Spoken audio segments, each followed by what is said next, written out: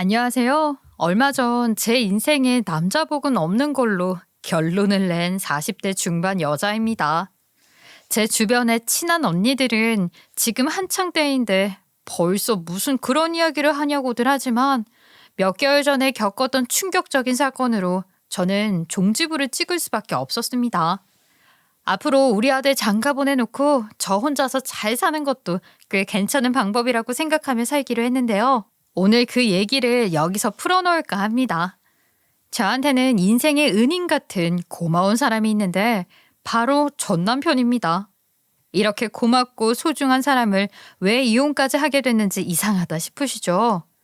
제가 이렇게 생각할 수밖에 없는 이유는 이혼하고도 제 아들을 끝까지 돌보고 책임지려고 했던 고마움 때문이었어요.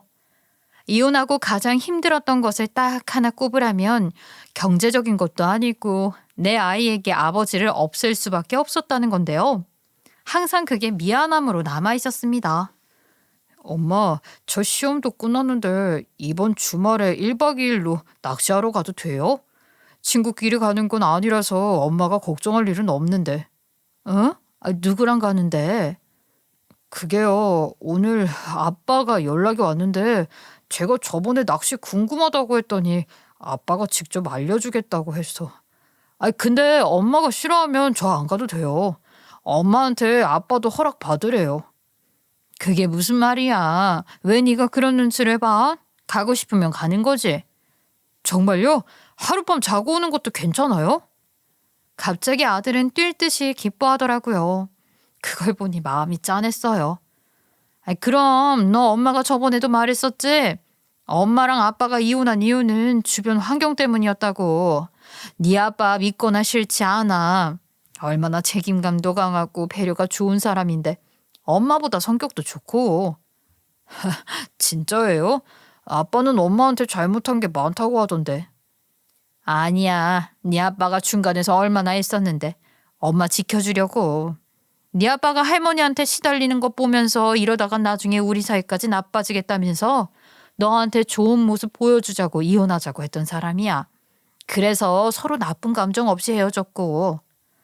예, 알아요. 그리고 너한테 아빠 없앨 생각은 더더욱 없고. 그러니까 언제든 아빠 연락 오고 어디 가고 싶고 만나고 싶으면 편하게 봐도 돼. 알았지? 아들이 유독 아빠 연락을 받으면 제 눈치를 보는 게 안타깝더라고요. 저는 단연코 아들에게서 아빠를 지워버릴 생각은 한 적이 없었어요. 아싸, 신난다.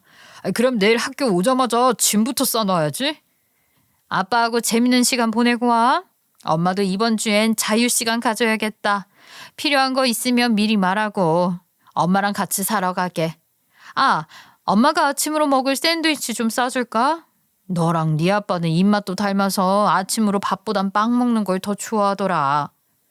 사실 이렇게 지내기까지 그 사이에 참 많은 우여곡절이 있었어요.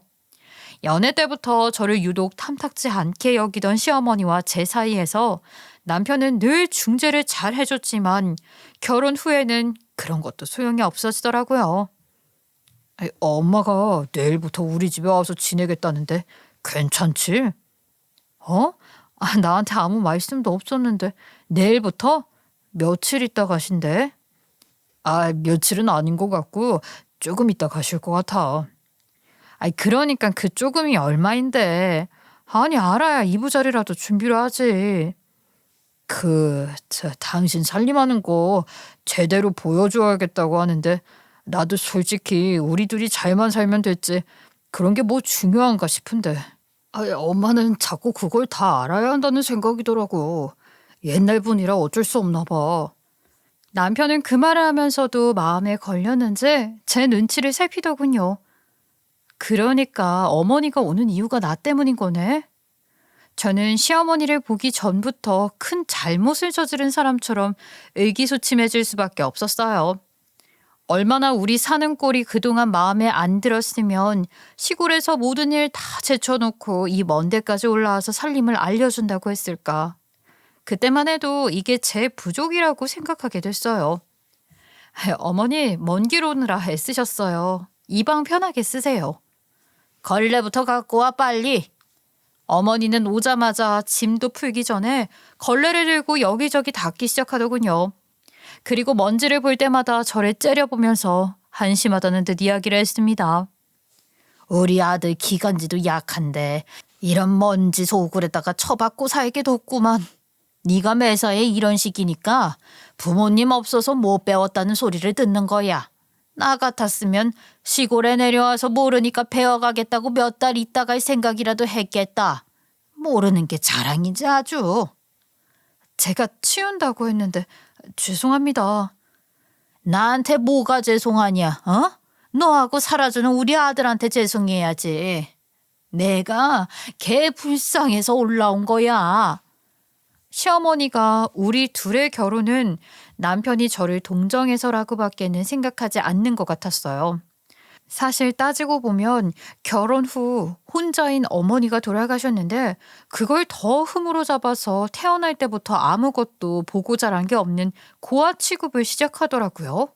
너도 솔직히 네 딱한 사정 이용해서 결혼까지 갔지? 아니란 소리는 하지 마라. 나 같았으면 연애 때부터 부모 없단 말은 숨겼어 끝까지. 근데 딱 보고 순진한 내 마음 흔들기 좋겠다 생각한 거 아니냐고. 착한 애한테 그런 말하면 잘도 헤어지자고 하겠다. 어머니, 그땐 저희 엄마도 살아계셨을 때고 저 그런 거 이용한 적 없어요. 병원에 누워서 사랑구실도 못하는데 숨만 붙어있다고 돼? 나한테 와서 그놈이 한 말이 있어. 너 혼자 지내는 게 너무 힘들 것 같아서 하루빨리 합쳐서 지가 가족 돼주고 싶다고. 그게 교묘하게 결혼 종용한 거나 뭐 다를 게 있어. 결국 어머니 입에선 이 말까지 나왔죠. 참 코가 깼다는 말밖에 안 나온다. 내 아들 불쌍한 것.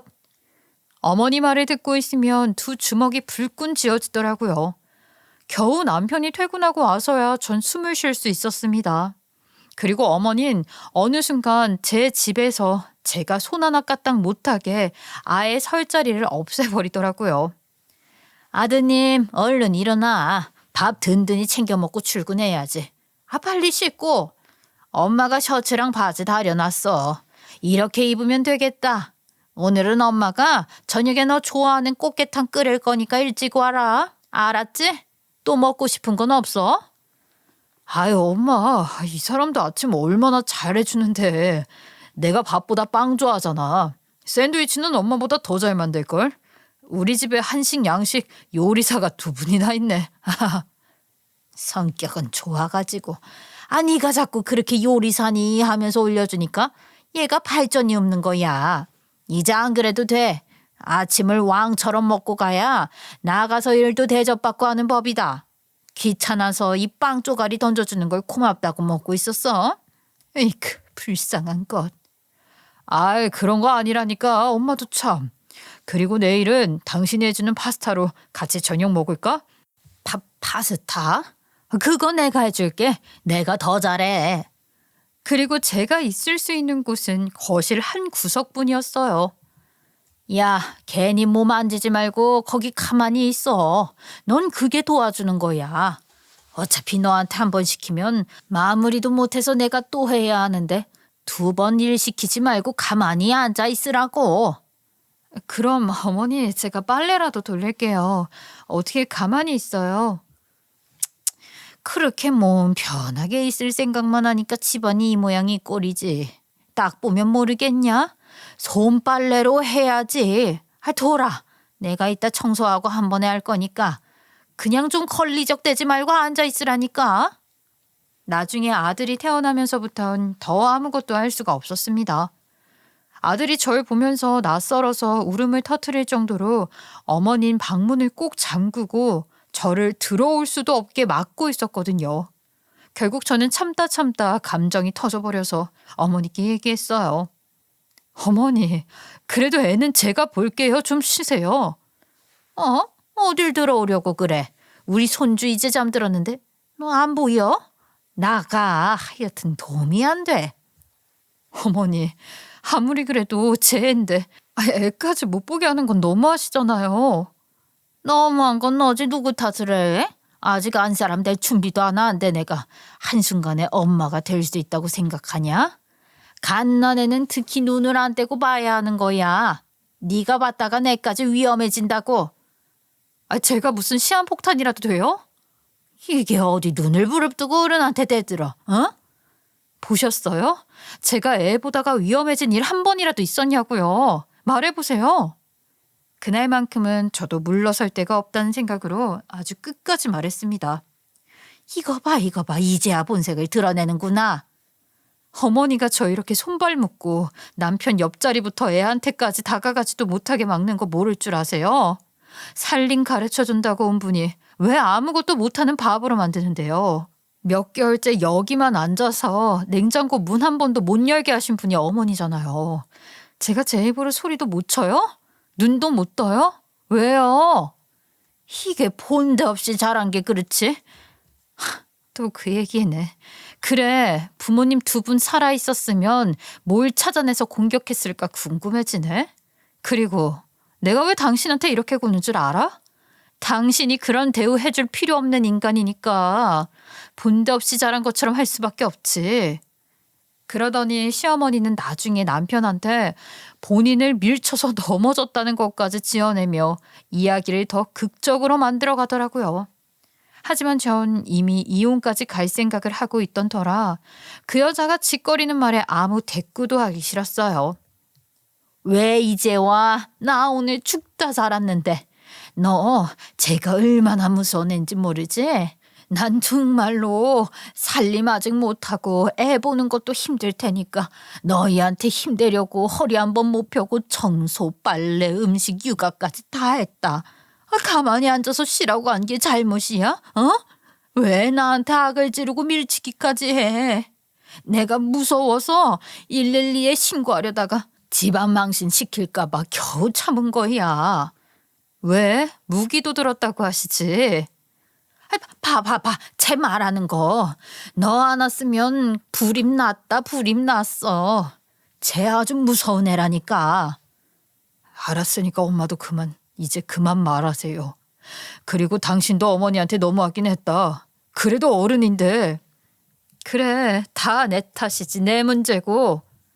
남편은 모든 상황에 지친 기색이 역력했죠. 어느새 눈물까지 글썽이며 남편과 저는 이혼을 선택할 수밖에 없었어요. 당신하고 엄마 이렇게까지 갈등이 심각했는지 난 하나도 모르고 있었어.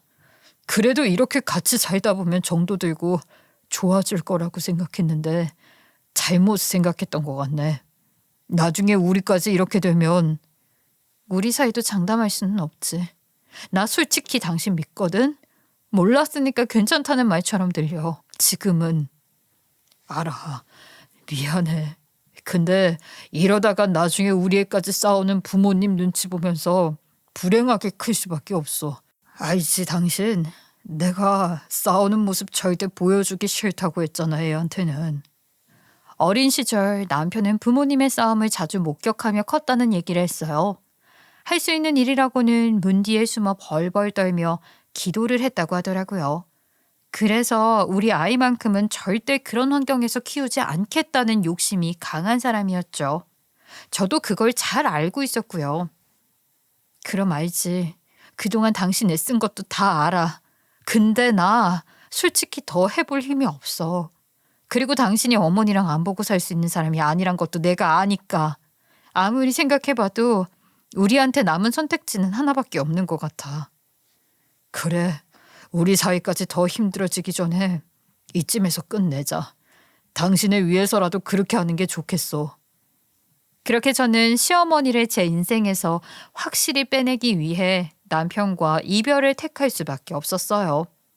남편 덕에 빨리 이혼을 하고 그제야 제 아들을 품에 안고 엄마 노릇을 할 수 있었던 것 같아요. 그리고 시어머니가 돌아가시고 난 뒤에야 남편에게서 그때 일을 제대로 들을 수 있었죠. 그 일이 있고 얼굴 한번 안 보고 살았는데도 장례식장에서 환하게 웃는 시어머니의 사진을 보자마자 당했던 생각이 또렷하게 나서 소름이 끼치더라고요. 여기까지 와주고 고마워. 안 와도 괜찮은데. 아무리 믿고 싫었어도 여기까지 안 오는 건 예의가 아니지. 아니 근데 여태 병원비 당신이 감당하느라 힘들었을 텐데 생활비까지 계속 보내고 나한테 말하지 그랬어. 병원에 계시다가 간 줄도 몰랐네. 그럴 줄 알고 말 안 한 거야. 미워도 할 일은 어떻게든 할 사람이잖아. 내가 무슨? 사실 알고 있어. 그때 우리 엄마가 한 말 전부 거짓말이라는 거. 전 남편의 말에 순간 당황해서 눈이 커졌어요. 그때 전 남편의 눈빛은 제가 이렇게까지 어머니를 함부로 대할 줄 몰랐다는 실망이 가득했는데 이미 알고 있었다는 건 꿈에도 몰랐거든요. 우리 엄마 아빠랑 싸우고 나서도 그랬거든. 아빠는 손찌검 한 번 한 적이 없었는데 다음날 우리한테 와서 네 아빠가 날 때리기까지 했다. 아이 그런 인간이다 하면서 자기 편 만들더라고. 근데 난 불안해서 부모님 싸울 때 한 번도 잔 적이 없었어. 아유 이미 다 지난 일이잖아. 다 거짓말은 아니야. 내가 대든 건 사실이니까. 몇 마디 언성 높인 정도였겠지. 내가 당신을 모르나? 근데 그냥 그때는 그렇게 엄마가 하는 거짓말 믿고 나도 당신을 이상한 사람이라고 생각하는 게 이혼이 빨리 될 것 같더라고. 아유 그랬구나. 억울해하면서 살았는데 그럴 필요 없었네. 당신 얼굴 보니까 보여줘야겠다는 생각밖에 없었어. 나 만나서 계속 이런 고통을 주는구나. 나도 이제 갓 태어난 애 두고 이혼하고 싶었겠어. 근데 당신을 살리는 게 내 가정 지키는 일보다 먼저 겠더라. 극하지 참. 아니 나도 욕심만 부렸네. 전 남편에게서 이혼이 저를 배려한 선택이었다는 걸 알았죠. 그래도 그 말을 들으니 내심 고맙더군요. 이제라도 말해줘서 고마워. 그래도 우리 아직 할 일이 많아. 약속했잖아. 아이의 행복을 위해서 택한 결정이니까 아이한테는 좋은 부모가 되자고. 아직 그건 할 수 있으니까 최선을 다하자. 당연하지. 아빠 자리 지켜줘서 얼마나 고마운데. 잘할게 정말. 그건 나도 고마운 일이지. 딸도 아니고 아들인데 애가 크면서 아빠 자리가 얼마나 필요했겠어. 전에 당신이 목욕탕 데리고 갔다 왔을 때 내가 아무리 한다고 해도 다 해줄 수 있진 않구나. 아빠가 필요했구나 느꼈어. 그러더니 남편은 혼자 오래 생각해왔다는 얼굴로 저에게 이런 말까지 하더라고요. 아이 그리고 몇 년 남긴 했지만 내가 우리의 대학 등록금은 해주고 싶어. 4년제 간다고 치면 그 돈 꽤 되잖아. 내가 뭐 그동안 어머니 모시고 이런저런 거 하느라고 빠듯했긴 해도 그것만큼은 나한테 맡겨줬으면 하는데 당신 부담 갖지 말고 알았지? 그 돈을 전부 당신이 마련하겠다고? 내가 꼭 해주고 싶어서 그래. 그 이후 책임감이 강한 전 남편과는 그렇게 계속 연락을 이어왔습니다. 우리 사이에 아들이 있었고 좋은 부모가 되자는 생각은 같았기에 그걸 하나 바라보면서 지냈죠. 그런데 몇 년이 지나 아들이 대학 졸업하고 군대를 가게 되니 서로 연락이 뜸해지더라고요. 한 번 연락을 안 하는 시간이 길어지니까 아무 이유도 없이 안부만 묻는 걸로 연락하기도 애매하고 그렇게 몇 년의 시간이 훌쩍 지났어요.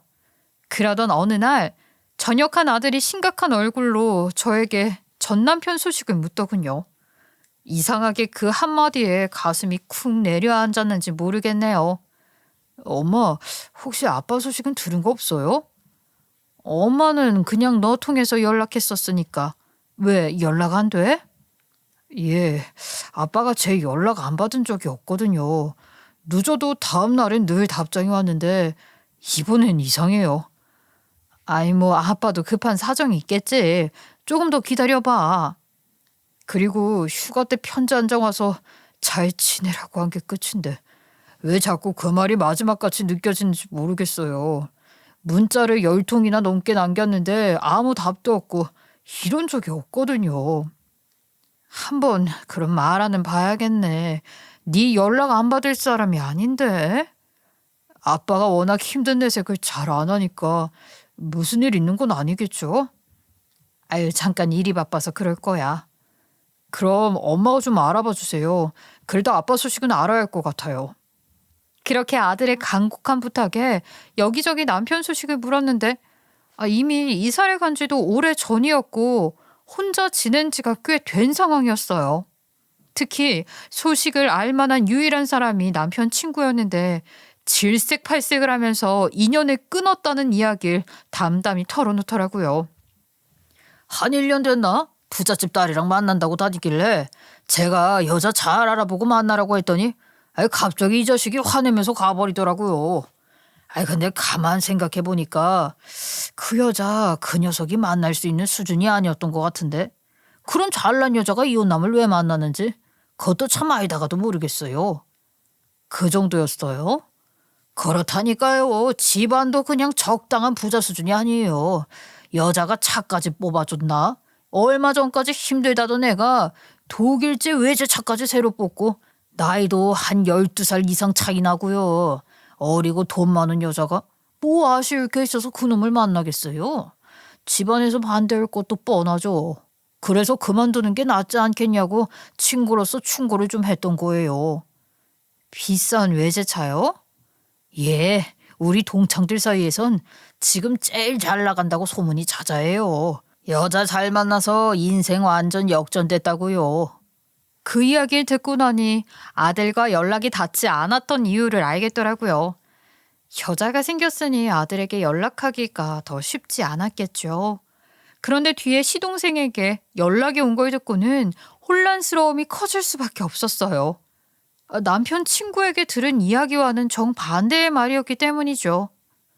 실은 저랑도 요새 통 연락 안 해요. 사업 하나 한 게 잘못됐는지 연락만 오면 돈 빌려달라고 자꾸 그러는데 저도 집사람 눈치 보이고 도와줄 수가 있어야 말이죠. 맨날 돈 이야기만 하니 피하게 되고 가족들도 자연스럽게 멀어졌어요. 형 전화는 무조건 돈이다 그렇게 돼버려서. 돈을 빌려달라고 했어요? 어려운 건 확실해요. 저 말고도 온 가족한테 난리도 아니었어요. 당장 뭐 넘어간다고 우리가 밀어줄 수 있는 형편이 아닌 거 뻔히 알면서 그 이야기 했으면 오죽 힘들었겠어요. 근데 어쩌겠어요. 다들 힘드니까. 섭섭한지 연락도 안 하더라고요. 그 뒤로는. 연락을 안 해요? 참 그럴 사람이 아닌데. 그러게 말이에요. 저도 형한테 몇 번이고 돈 문제로 안 보는 그런 형제는 되지 말자고 안부는 묻고 지내자고 했는데 싹 다 무시해버리더라고요. 꽤 많이 섭섭했던 모양이에요. 전 남편은 원래 본성이 착하고 주변을 잘 챙기는 사람인데 절대 가족하고 멀어질 사람이 아닌데 저하고 이혼까지 하면서도 가족은 어떻게든 지켜낸 사람이 가족까지 멀리한다는 게 너무 이상하다 싶었어요. 혹시 요즘 만나는 사람 얘기는 못 들었어요? 예? 누굴 만나요? 그런 이야기는 전혀 없었는데 누가 있대요? 아니요. 소문이라 아직 확실한 건 몰라요. 형이 지금 누구 만날 상황이 아닐 텐데. 자기 입에 불철하기도 힘든 사람이. 전화를 끊고 생각이 더 많아졌어요. 남편 친구, 시동생의 너무 다른 이야기도 그랬지만 이렇게 힘든 와중에 아들 양육비나 생활비까지 꼬박꼬박 보내줬던 게 더 마음이 안쓰러웠죠. 저는 힘든 줄도 모르고 있었어요. 사정을 모르니까 괜히 더 부담을 준 것 같네요. 알았으면 괜찮다고 말했을 텐데. 저 혹시라도 연락되면 저희 신경 쓸 거 없다고 얘기해 주세요. 부탁드려요. 예, 나중에라도 연락 닿으면 저도 그렇게 전할게요. 그리고 그 사람이 다시 재혼하고 싶다고 하면 꼭 응원해 주세요. 이렇게 힘들 때 의지되는 사람 만나서 행복하면 좋죠. 저도 우리 애도 진심으로 그걸 바라고 있어요. 그 말은 진심이었어요. 그때만 해도 저는 늦게라도 좋은 여자 만나서 행복하길 바라는 마음이 있었어요. 다 큰 아들에게 여자 이야기까진 할 수가 없어서 사업으로 어려워졌다는 소식을 들었단 말만 전했죠. 그러다 하루는 아들이 갑자기 꿈에서 숫자를 봤다면서 저에게 엄청난 기회라며 얘기를 하는 거예요. 엄마, 찾아보니까 이런 꿈은 흔치 않는 기회라는데요? 무슨 꿈을 꿨길래 얘가 아침부터 이 난리야? 복권 하나 사봐야겠어요. 뭐 될 리는 없겠지만. 아니, 할머니가 꿈에서 저한테 숫자를 던져주는 거예요. 보니까 큰 나무에서 숫자가 꽃잎처럼 떨어지는데 하나하나가 너무 생생해서 잠결에 적어놨는데 지금도 생각이 날 정도예요. 어머, 신기한 꿈이기는 하다. 할머니가 너한테 뭔가 주고 싶었나 보네. 엄마, 그리고 김칫국일 수도 있지만 아빠 힘들어서 그러는 거면 우리가 도와줄 수도 있잖아요. 저도 얼마 안 되지만 알바하면서 모아놓은 돈도 있으니까 아빠 연락되면 저한테도 꼭 알려주세요. 아빠가 항상 그랬거든요. 엄마 혼자 절대 힘들게 하면 안 된다고. 우리가 엄마를 지켜줘야 한다고요. 그래, 네 아빠 같은 사람 없지. 아이, 엄마도 고마워, 그건 항상. 항상 외롭고 가족을 자기보다 먼저 생각하던 남편이 행복했으면 싶었죠. 아들도 저와 같은 마음인 것 같더라고요. 근데 곰곰이 생각해보니까 아빠가 힘들 때 지켜줄 사람이 없어서 너무 외로울 것 같아요. 아빠는 이혼하고도 어떻게든 우리한테 잘하려고 했는데 우린 그런 적이 없었으니까. 생일 한 번도 제대로 챙겨드린 적이 없네요. 그지? 아이, 엄마도 그게 참 마음에 걸리더라. 그런 내색을 워낙 안 하니까 염치 없이 너무 받기만 했나 싶기도 하고. 다시 아빠 연락되면 엄마가 좀 도와주려고 생각은 하고 있어. 그리고 얼마 뒤 아들은 방에서 혼자 소리를 지르더군요. 전 갑자기 어딘가 아픈 줄 알고 놀래서 아들 방에 뛰어들어갔습니다. 아니, 무슨 일이야? 어디 다쳤어?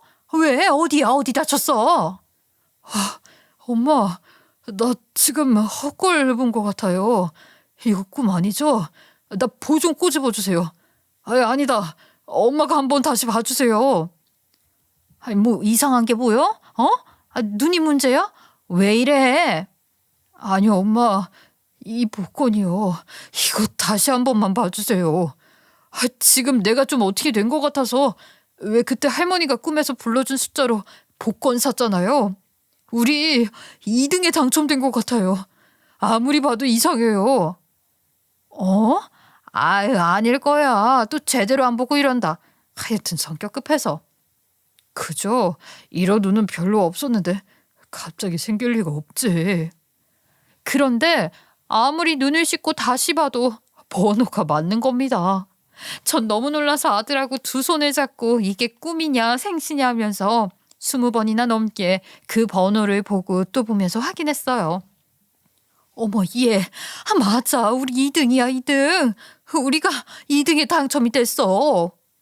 그리고 그날 저녁 우린 한동안 멍한 채 있었어요.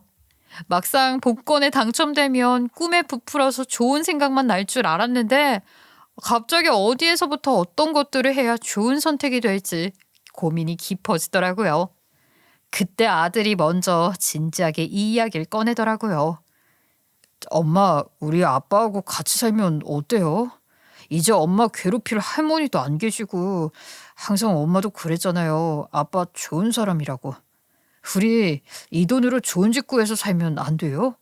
난 그것 말곤 하고 싶은 거 하나도 없어요. 정말 그것밖에 없어, 하고 싶은 게? 엄마는요? 하고 싶은 거 있어요? 막상 복권 당첨되면 비싸고 좋은 게 갖고 싶을 줄 알았는데 우리 가족 다 모여 사는 것밖에는 생각이 안 나요. 그게 내가 제일 바라는 일이었던 것 같아요. 그리고 매달 힘들어도 우리 잊은 적 없이 산 아빠한테 갖고 싶어요. 알았어. 엄마도 신중하게 생각해 볼게. 엄마도 이번에 느꼈잖아요. 아빠랑 이렇게 연락만 안 되고 걱정되고 무슨 일 있나 싶은데 우리가 괜히 가족이겠어요? 아들 말을 듣고 보니 제가 모르던 감정이 보이더군요. 감감무소식인 전 남편 때문에 청소를 하다가도 밥을 먹다가도 내내 전 남편 걱정에 속이 타들어갔던 걸 생각하니 아들 말대로 가족의 연이 서류 같은 걸론 쉽게 끊어질 수가 없었구나 느꼈습니다. 그래도 우선 남편 상황을 확실히 알아야 할 것 같았어요. 진지하게 만난 사람이 있다면 이 문제는 우리 생각만으론 힘들 테니까요. 그 뒤에 같이 살지 말지를 정해야겠다는 생각이 들었어요. 여준 아빠, 친구들도 가족들도 전부 연락 안 된다는 이야기 들었는데 우리도 걱정 많이 하고 있어. 우린 가족이잖아. 당신 힘들 때 의지할 수 있는 사람이 우리지. 애도 걱정이 많아. 그러니까 이 문자 받으면 연락 줘. 당신한테 긴히 할 이야기가 있어서 그래. 그리고 다음날 쉰 목소리로 전 남편이 연락이 왔더군요. 목소리만 들어도 밥 한 끼 제대로 못 먹고 지낸다는 생각이 드는데 전 남편은 끝까지 아무 일도 없으니 걱정하지 말라고 안심시키기 바빴죠. 저는 그 말에 반찬이라도 싸서 전 남편을 찾아가 봐야겠다는 생각이 들었어요. 당신 혼자 이 작은 원룸에 사는 거야? 혼자 사는 데는 아무 문제 없어. 꽤 넓고. 웃음이 나와? 전에 어머니랑 살던 집은 어쩌고? 병원비 내느라고 판 거야? 입원한 지 8년이 넘어가니까 그게 힘들더라고. 아니 냉장고는 왜 또 이렇게 텅텅 비웠어? 아니 반찬이라도 갖고 가라니까. 그러니까 살이 이렇게 빠지지. 당신은 우리한테 계속 돈만 보내면 된다고 생각해? 당신이 잘 사는 것도 중요해. 왜 남 생각만 해 미련하게? 그까지 난 걱정만 시킨다. 내가 당신한테 잘한 게 하나라도 있어야 말이지. 돈 걱정이라도 안 하게 해주고 싶어서 열심히 살았는데 솔직히 넉넉하게 보내주지도 못했지 뭐. 그래도 계속 일은 하고 있으니까 걱정할 필요 없어. 곧 좋은 소식도 있을 것 같아. 무슨 좋은 소식? 기다려봐. 내가 진짜 좋은 어른을 한 분 알았거든. 혹시 요즘 만나는 사람은 없어? 이래서 남자는 혼자 사는 거 아니란 소리 나오는 거야. 누가 봐도 당신 몰골 딱 혼자 사는 아저씨 같다고 호래비. 이 나이에 누굴 다시 만나겠어. 애한테도 부끄럽지. 그 순간 저는 전 남편을 그 작은 원룸에 혼자 두고 가면 안 되겠다는 생각이 들었습니다. 어떻게 될지 몰라도 일단은 이 사람이 힘들 때 저도 도움이 되는 사람이 되고 싶었죠. 그리고 아들 말이 계속 떠올라서 우리만 좋은 집에서 사는 것도 마음에 걸리겠다는 생각이 들었어요. 저 여준 아빠, 우리 다시 합치자. 갑자기 하는 말은 아니야. 나도 오래 생각했고 특히 우리 여준이 소원이 그거 하나밖에 없대. 실은 돈이 좀 생겼는데 그 돈이면 우리 충분히 좋은 집 얻어서 같이 살 수 있어. 당신도 이렇게 힘든데 우리 둘이만 잘 먹고 잘 사는 게 무슨 소용 있겠어. 이 돈으로 새 출발하자. 아이고, 그 많은 돈이 생겼다고? 정말이야? 고마워. 이 상황에 날 받아주고. 당연하지. 어디 가족으로 맺어진 연이 그렇게 쉬운가? 그런데 문제는 여기서부터 시작했죠. 전 남편에 대한 모든 상황이 정리도 되기 전에 한 여자가 예고도 없이 절 찾아왔습니다. 딱 겉만 봐도 귀티가 철철 넘치는 여자는 대낮에 선글라스를 끼고 사람들 시선을 피해온 것 같았죠. 보자마자 전 남편 친구가 말한 그 여자가 이 사람인가 싶더라고요. 여자의 촉은 무섭다더니 보자마자 짐작이 가더라고요. 제가 여기까지 수소문해서 온 건 저희 아버지라도 살리고 싶어서 온 거예요. 여자 입에서 나온 첫 마디는 예상 밖이었어요. 당연히 전 남편과 제 관계, 아들에 대해서 캐물을 줄 알았는데 아버지 이야기가 나와서 당황했죠. 머릿속으로 준비한 답이 싹 지워져 버리고 순간 횡설수설해야 하며 이야기를 할 수밖에 없었어요. 아버지요? 전 남편이 어떤 분인지 아직 잘 모르시는 것 같아 알려드리고 싶기도 하고요. 아무리 이혼했다고 해도 아직 아이 아빠긴 하잖아요. 그러니까 아셔야 할 것 같아서 이렇게 왔어요. 무슨 말씀인지 통 모르겠는데요, 저는. 전 남편분 저희 집 운전기사로 일하고 계셨던 건 아세요? 그 말을 들으니 별 생각이 다 들더군요. 전 애써 당황하지 않은 척하며 말을 받아쳤습니다. 아니요, 몰랐어요. 제가 이렇게 된 건 둘째 치더라도 우리 아빠 돈은 지킬 거예요. 지금 보면 그 인간 처음부터 운전기사로 일할 목적이 아니라 우리 집안 돈 보고 접근한 거라고요. 아빠 깨어내서 사업한답시고 돈 받을 생각으로 와서 나중엔 아빠 차까지 몰고 다니고 본인 사업이랑 거짓말까지 하질 않나 기가 차서. 그러더니 갑자기 여자는 선글라스를 벗고 상처든 눈을 저에게 보여주더군요. 그것뿐인 줄 아세요? 아니 얼굴이 왜? 손버릇까지 더럽던데 모르셨나 봐요. 그러겠죠. 아직 그쪽한텐 받아낼 것도 있고 하니까. 아, 설마 그 사람한테 당했다는 거예요, 지금? 여자는 떠올리기 싫은 일이 생각났다는 듯 눈을 질끈 감더군요. 그러더니 겨우 물 한 모금 마시며 말을 이어갔습니다. 처음엔 성실하고 착한 사람이 딱하게 산다고 생각했어요. 그래서 밥도 같이 먹고 아빠 옷도 나눠주고 꽤 가깝게 지냈죠. 그렇게 집에 들인 게 화근이었어요.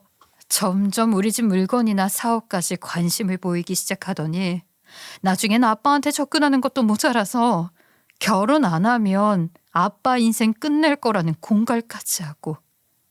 야, 공갈이요? 아니, 이 말을 저더러 믿으라는 거예요? 어떻게 처음 본 사람 말을 믿어요? 아무것도 없이 와서 이러는 거 저도 황당하네요. 저요, 돈도 주고 빌어도 보고 이런 몰골까지 다 당했어요. 우리 아빠 목숨만 살릴 수 있다면 못할 게 뭐 있어요? 근데 아빠한테 제가 그 인간이 얼마나 무서운 인간인지 그 민낯을 제대로 보여줄 거예요. 짐승 같은 놈한테 이젠 안 당한다고요. 짐승 같은 놈이요? 아휴, 말을 참 쉽게도 하시네요. 아니, 제가 산 시간은 얼마 안 됐지만 여태껏 본 그 사람은 절대 이럴 사람 아니에요. 저는 심각한 얼굴로 처음엔 여자의 말을 의심했습니다. 그러자 한숨을 푹 쉬더니 녹음기 하나를 테이블 위로 올리더니 말없이 버튼에 손을 갖다 대더군요. 그럼 이것부터 들어보고 말씀하실래요? 저도 목숨 걸고 녹음한 거니까. 저는 두 귀를 의심할 수밖에 없었습니다. 전 남편은 여자에게 무섭도록 잔인한 공갈을 끝없이 하고 있더라고요. 그 목소리는 여태 들어본 적도 없는 목소리였어요. 돈 줬으면 됐잖아. 얼마나 더 바라는 건데? 관도 훨씬도 하지 말라고.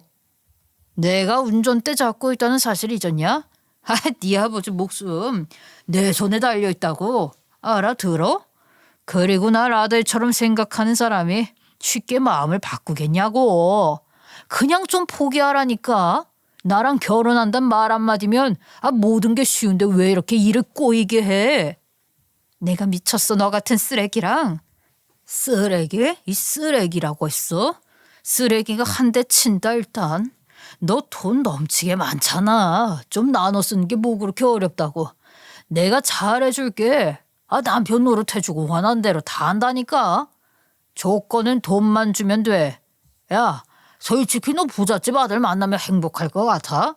걔들도 너 돈 보고 만나는 거야. 미친놈, 그만큼 받아 처먹었으면 떨어지라고 제발. 아직 멀었지? 내가 배포가 작은 놈이 아니거든. 너 멀쩡히 부인하고 애도 있다면서 아버지로서 부끄럽지도 않아? 여자가 마지막으로 꺼낸 카드는 아버지라는 이름의 남편이었죠. 저도 그 말엔 귀가 쫑긋 서더군요. 그래도 아들하고 저한텐 이 모습을 보이고 싶지 않았을 거다. 그렇게 믿고 싶었습니다. 그게 뭐, 가서 물어봐라. 좋은 아빠라고 할걸? 왠 줄 알아? 넌 사람 마음 사는 걸 못하는데 난 그게 전문이거든. 이혼한 여편네랑 아들한테 얼마나 잘했는데. 그래도 인생 벼뜰 날 온다더니 돈이 제 발로 굴러 들어와서 한 몫 더 챙길 게 생겼네. 난 너한테 이제 한 푼도 더 못 줘. 차라리 더 쳐. 경찰에 신고하게. 넌 그러고도 가족들 보기 쪽팔리지도 않냐? 이 한심한 인간아. 네 가족들은 이러고 사는 줄 모르지? 그러니까 너 같은 놈이랑 가족을 하지. 야, 지금 걔네들 나한테 돈줄이야. 꽉 잡고 있어야 한다고. 네가 아무리 돈이 많아도 아버지 없이 살 수 있을 것 같냐? 과로 살고 싶으면 그렇게 해. 네 돈도 우리 여편네 돈도 전부 다 내 거야. 난 한번 가져야겠다 생각한 건 절대 포기 안 한다고. 들으셨죠? 가족도 돈줄로 보고 있었다는 거. 사람 목숨 갖고 아무렇지도 않게 공갈하는 거. 그게 그 사람 진짜 얼굴이라고요. 그런데 딱 하나 이상한 게 있었습니다. 왜 그 많은 돈을 받고도 힘들게 사는 모습이었을까? 도저히 이해가 안 된다는 식으로 여자에게 캐물었죠. 근데 왜 원룸에서 혼자 힘들게 살고 있어요? 이렇게 공갈에서 돈 받아냈으면 그 돈으로 잘 살아야지. 대체 뭐 때문에? 동정심이죠. 우리 아빠한테도 그랬어요. 제가 이 녹음기 당장 경찰에 들고 가려다가 한 사람 더 살려야겠다는 생각이 들더라고요. 밥 먹을 때 아들 얘기 들었거든요. 경찰서보다 먼저 가야 할 곳이 남았더라고요. 그래서 여기로 온 건가요? 조만간 같이 살 생각이라면서요. 그래서 제가 선수 친 거예요. 뒤에 와봤자 미친 여자 취급당할 게 뻔한데 혹시라도 여기 찾아오면 대비하는 게 좋을 거예요. 전 이제 경찰서로 갈 거예요. 그러곤 여자는 다시 선글라스를 쓰고 유유히 사라지더군요. 저는 뛰는 심장을 부여잡으면서 연신 물을 들이키고 앉아 있었습니다. 그리고 들으면 들을수록 목숨 갖고 협상하는 전 남편 행동이 너무 심각하게 느껴졌죠. 그런데 몇 시간 후 갑자기 벨소리가 나더니 전 남편이 찾아온 듯 했어요. 전 아무 준비 없이 문을 열 수도 반갑게 인사할 수도 없어서 발만 동동 구르고 있었어요. 여보, 아예 안에 아무도 없어? 아이고, 어디 갔을까 이 시간에. 그런데 인터폰으로 보이는 전 남편 모습에 저는 소름이 끼쳤습니다. 입꼬리를 씩 올리면서 우리가 없다는 걸 알고 나더니 가방에서 장도리와 공구를 꺼내드는 게 아니겠어요. 문틈 사이에 이걸 집어넣고 들어와서 돈을 갖고 갈 셈이구나. 여자가 말하고 간 전 남편의 진짜 얼굴을 곧 보면 저랑 아들 인생도 어떻게 될지 모르겠다는 불안감이 엄습했죠. 여보, 안에 아무도 없어? 아이고, 어디 갔을까 이 시간에. 그래서 저도 모르게 용기를 냈습니다. 누구세요? 여보, 있었구나. 다행이다. 문 좀 열어줄래? 이삿짐 정리나 도와줄까 하고. 당신 혼자 하면 너무 힘들잖아. 내가 낮잠을 너무 깊게 잤나 봐. 잠시만. 다행히 이사 갈 생각을 하며 귀중품을 먼저 싸놓은 상자 하나를 품에 안고 저는 집에서 뛰어내리기로 마음을 먹었습니다. 저런 인간하고 마주쳤다가 쥐도 새도 모르게 험한 일 당하는 건 한순간이란 생각이 들었거든요. 그리고 점점 거세지는 전 남편의 태도를 보고 마음을 먹었어요. 셋하면 확 뛰어내리자. 문 열라니까. 사람 밖에다 이렇게 재워두고 뭐 하는데, 문 열어 얼른. 왜? 갑자기 마음 바뀐 거야? 이러면 하는 수 없지. 내가 지금 들어갈 테니까 가서 말하자고. 다른 생각하면 나 진짜 화낼 거야. 결국 현관문을 뜯고 들어온 전 남편의 소리를 들을 수밖에 없었죠.